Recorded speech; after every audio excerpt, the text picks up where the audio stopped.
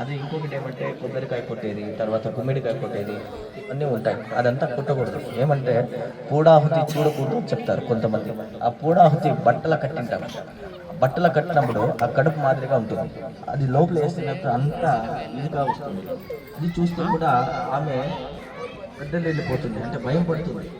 అందువల్లే అవన్నీ చూడకూడదు. కొబ్బరికాయ కొట్టేది, తర్వాత గుమ్మడికాయ కొట్టేది, ఇవన్నీ ఛేదనం, అంటే పూర్తిగా పూర్ణ ఫలంగా ఉండేది ఛేదనంగా అయిపోయింది.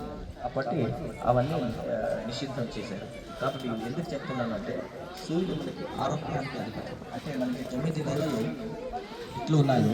ఆ ఒక్కొక్క నెల ఒక్కొక్క గ్రహం వచ్చి మనకి ఆయుష్ కానీ, కళ్ళు, ముక్కు, నోరు అన్నీ వృద్ధి చేసేది ఈ గ్రహాలే.